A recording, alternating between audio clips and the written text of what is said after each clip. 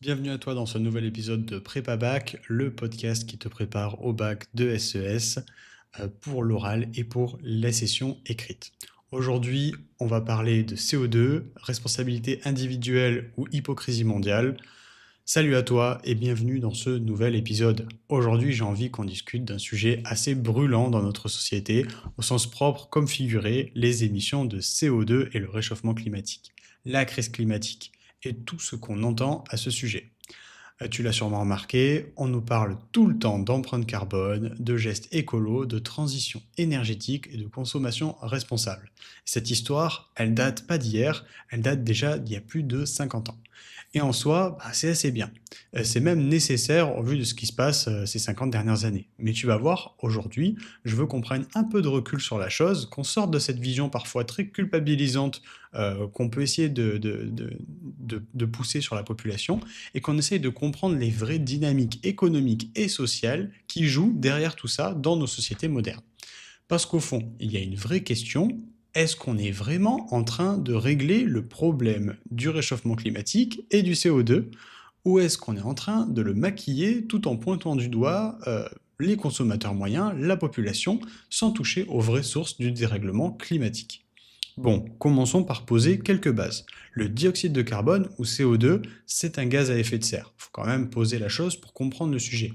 Il est produit notamment par la combustion des énergies fossiles, pétrole, charbon et gaz, et est aussi émis par certaines activités industrielles, par l'agriculture et même par nos propres déplacements. Quand tu prends la voiture, l'avion, que tu chauffes ton appartement ou que tu achètes un produit fabriqué à l'autre bout du monde. Tout ça, ça génère des émissions de CO2. Et ce CO2, accumulé dans l'atmosphère en grande quantité, il contribue au réchauffement climatique, au réchauffement de la planète.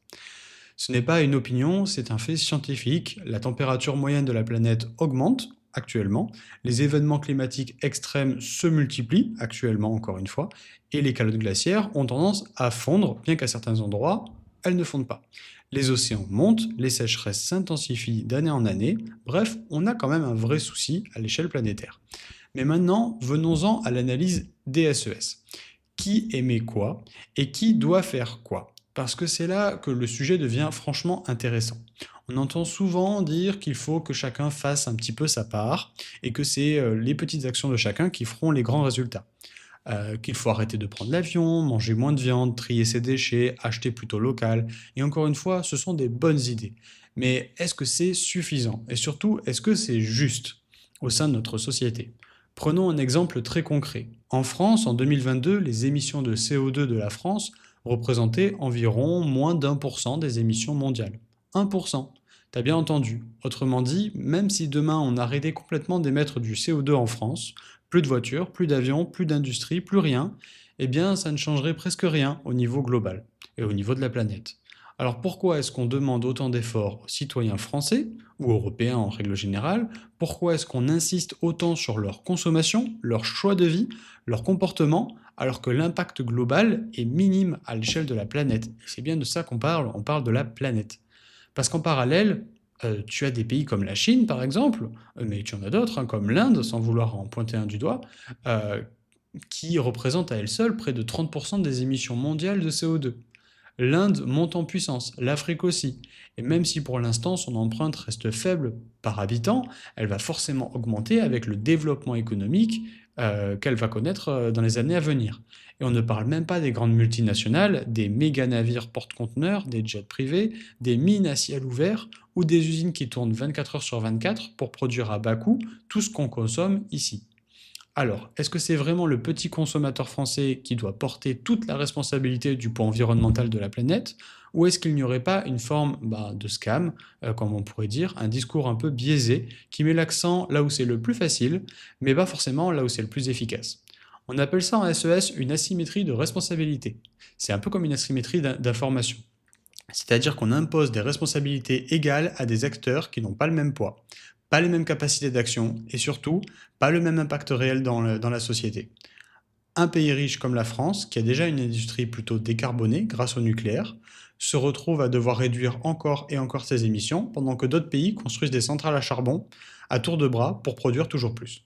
Mais attention, je ne suis pas en train de dire qu'il ne faut rien faire. Je dis simplement qu'on doit être lucide sur les ordres de grandeur et l'ordre des choses. Et c'est surtout qu'il faut remettre les responsabilités à leur juste place de chacun. C'est ce qu'on appelle en économie la notion de responsabilité différenciée. D'ailleurs, c'est un principe de base dans les accords internationaux sur le climat, comme le fameux accord de Paris.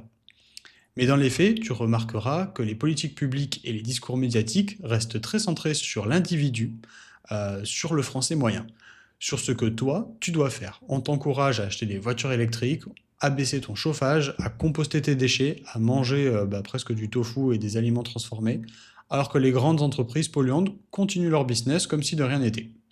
Et elles ne sont jamais pointées du doigt. C'est ce qu'on appelle une stratégie de déplacement de la responsabilité. On détourne l'attention des structures de pouvoir et des grands pollueurs pour la recentrer sur les comportements individuels des individus. Et tu sais quoi? Ce mécanisme, il est connu en sociologie, c'est une forme de moralisation des comportements. Au lieu de traiter les causes systémiques, on fait appel à ta morale, à ta bonne volonté en tant que personne. Mais le problème, c'est que si tu culpabilises des gens en permanence sans leur donner des moyens réels d'agir à grande échelle, ça finit par créer de la lassitude pour le sujet, voire de la défiance pour celui-ci. Les gens, ils décrochent. Ils se disent, mais à quoi bon? Moi, je fais des efforts, et eux là-haut, ils continuent comme avant. Et ce sentiment, il est assez dangereux dans nos sociétés, parce qu'il alimente les fractures sociales, les tensions politiques, la montée des discours complotistes ou extrémistes. En gros, tu donnes l'impression que l'écologie, c'est juste un truc de riche pour les bobos dans les grandes villes, alors que la majorité des gens, eux, galèrent déjà à boucler leur fin de mois. D'ailleurs, ça me fait penser au mouvement des Gilets jaunes. Tu te rappelles sûrement au départ, c'était une réaction contre la hausse des prix du carburant. Et derrière ça, il y avait une vraie question sociale. Est-ce qu'on peut imposer une transition écologique à des gens qui n'ont même pas les moyens de changer de voiture ou de payer une facture de chauffage? Et c'est là qu'intervient une notion clé en SES, la justice sociale. Une politique écologique, pour être efficace, elle doit aussi être juste. Elle doit prendre en compte les inégalités de revenus, de conditions de vie, d'accès à la mobilité des individus. Sinon, elle sera rejetée. Et c'est exactement ce qu'on voit aujourd'hui, une fracture écologique entre ceux qui peuvent adapter leur mode de vie à ce nouveau mode de vie écologique et environnemental, et ceux qui ne le peuvent pas, qui n'ont pas les moyens de s'adapter. Mais revenons un instant au niveau plus global, au niveau mondial, parce que c'est là que tout se joue dans nos sociétés. Est-ce qu'on peut vraiment espérer résoudre le problème du climat si les grands pays émetteurs ne bougent pas?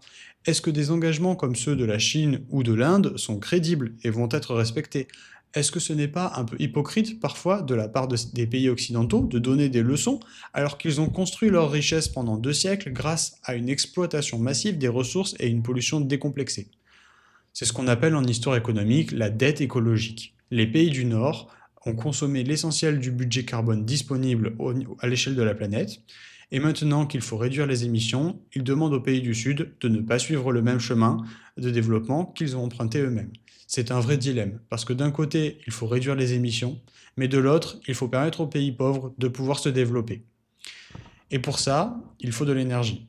Et aujourd'hui encore, l'énergie la plus accessible, c'est souvent le charbon et le pétrole. Tu vois à quel point c'est complexe comme sujet. Ce n'est pas juste une histoire de moins de viande ou plus de vélo, c'est une question de développement, de modèle de développement à l'échelle des sociétés, d'équilibre mondial et de rapports moraux, de rapports de force économique et politique à l'échelle des pays. Et pour finir, je voudrais te proposer une autre manière de voir les choses. Et si on arrêtait de tout miser sur la réduction individuelle et si on mettait l'accent sur des solutions collectives, systémiques, structurantes à l'échelle du pays?